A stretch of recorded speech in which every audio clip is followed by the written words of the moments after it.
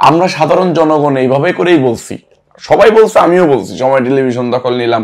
সময় টেলিভিশনটা যখন সাধারণ জনগণ পুড়িয়ে দিতে চায়, তখন আমার কাছে কিছু আমাদের নেতাকর্মীরা বলল, বা সময় টেলিভিশনের সামনে যখন হাজার হাজার মানুষ ওইখানে উপস্থিত, তখন তারা আমাকে বলল যে ভাই, আপনি যেহেতু একটা নেতৃত্ব পর্যায়ে আছেন, সময় টেলিভিশনটা যেটাই হোক না কেন, যাতে বিল্ডিংটা না পোড়ায় দেওয়া হয়। যদি এই বিল্ডিংয়ে আগুন দেওয়া হয়, অনেক লোক মারা যেতে পারে। সময় টেলিভিশনের ভিতরে অনেক মানুষ রয়েছে, যেটা বাইরে দিয়ে তালা মারা। আমি তখন সময় টেলিভিশনের সামনে যাই, সময় টেলিভিশনের 5 তারিখে যাওয়ার পরে আমি ঠিকই দেখি যে বাইরে দিয়ে তালা মারা, ভিতরে 2-4 জন লোক তারা রয়েছে।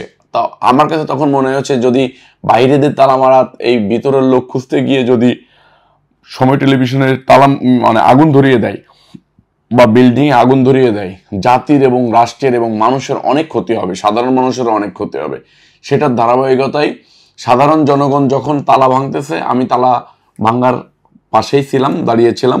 তারা কারা তালা ভাঙতেছিল সেটা আমার এখন মানে, তখনও আমি তাদেরকে চিনতাম না, এখনো তাদেরকে চিনি না। তবে সবাই রাজপথে নেমে এসেছে, সময় টেলিভিশনের প্রতি একটা ক্ষোভ ছিল। তালা ভেঙে ভিতরে ঢোকার পরে যখন সবাই সাধারণ মানুষ ভাঙতেছে, ভাঙানোর পরে আমরা সাধারণ জনগণ এইভাবে করেই বলছি, সবাই বলছে, আমিও বলছি সময় টেলিভিশন দখল নিলাম। সময় টেলিভিশন মানে কি?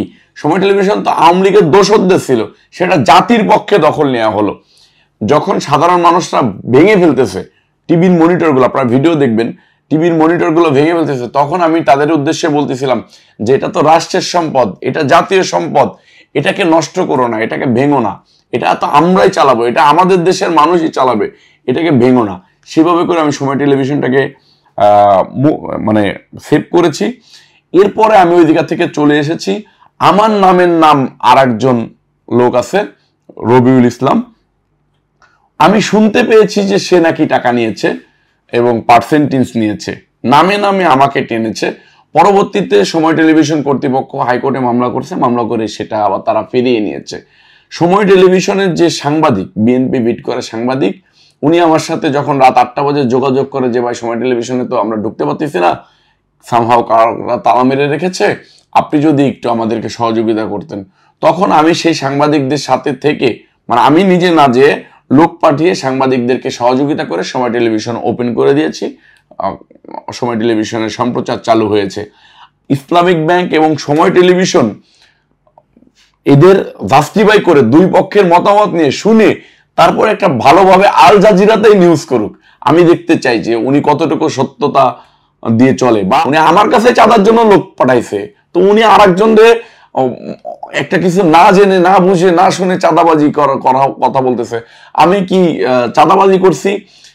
আমি এমন একটা জায়গায় চাঁদাবাজি করছি, উনি সেটা ডকুমেন্টস দেখাক যে আমি অমুক জায়গায় চাঁদা চেয়েছি, অমুক জনকে। আমি তো চ্যালেঞ্জ করে বললাম, উনি যদি 500 টাকা আমি কারো কাছে বাংলাদেশে এই পর্যন্ত, নট অনলি 5 তারিখের পরে, 5 তারিখের আগে পরে যদি আমি 500 টাকা কারো কাছ থেকে চাঁদা কথা বলে বা কোনোভাবে কোনো প্রকার কোনো ব্ল্যাকমেল করে 500 টাকা নিয়েছি, এরকম যদি ডকুমেন্টস দিতে পারে, আমি আমার জীবনের রাজনীতি ছেড়ে দেবো।